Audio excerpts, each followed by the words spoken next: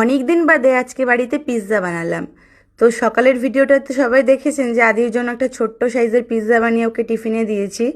তো ওরটা আলাদা কেন বানিয়েছিলাম, কারণ হচ্ছে ওর পিৎজাতে না অনেক পরিমাণে চিজ দিতে হয়। তো আমরা অতটা চিজ ভালোবাসি না বা খাই না।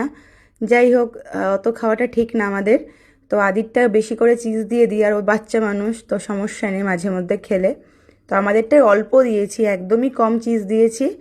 আর চিকেন আর ভেজিটেবলগুলো অনেক বেশি দিয়েছি। আর চিজ না দিলেও বিশ্বাস করুন, চিজ দেখুন সামান্য পরিমাণে দিয়েছি, তাও কিন্তু পিৎজাটা খেতে ভীষণ টেস্টি হয়েছে। আর আমি ভালো বানাইও।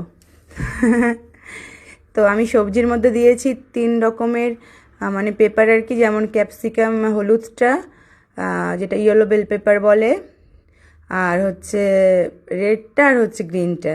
তো তিনটে কালারের ক্যাপসিকাম দিয়েছি আমি, আর পেঁয়াজ দিয়েছি টুকরো করে। আর চিকেন তো রাত্রে রেডি করে রেখেছিলাম। তো আর অরিগ্যানো দিয়েছি, আর অল্প চিলি ফ্লেক্স দিয়েছি, বেশি দিইনি, হালকা দিয়েছি। অরিগ্যানোটা একটু বেশি দিয়েছি কারণ আমার না অরিগ্যানোর টেস্টটা ভীষণ ভালো লাগে। আর একটা ইটালিয়ান একটা পিৎজা সস, ওটা আমি দিয়েছি। পিৎজা সসটা আমি বাড়িতে বানাইনি, আমি এটা রেডিমেড কিনে নিয়ে এসেছি। আর এই দুবাইতে একটা কোম্পানি আছে, মানে আলহাদি বোধ হয়, ওদের এই ইটালিয়ান পিৎজা সসটা ভীষণ ভালো খেতে। এটা শুধু পিৎজার সাথে না, নর্মালি স্যান্ডউইচে যে কোনো জিনিসে খেতে ভীষণ ভালো লাগে।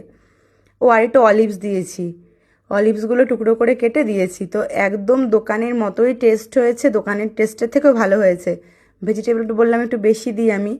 আর আমার যেহেতু না পিৎজা কাটারগুলো নেই, মানে পিৎজা যে কাটারে যে রাউন্ড রাউন্ড মতো যেগুলো কাটার আছে না, ওগুলো নেই।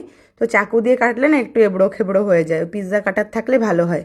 আসলে আমরা তো রেগুলার ওগুলো খাই না, ওই জন্য কেনা হয় না। তা ভাবছি একটা পিৎজা কাটার কিনে আনবো, কারণ এরপর আদির পরে অডিও বড় হচ্ছে।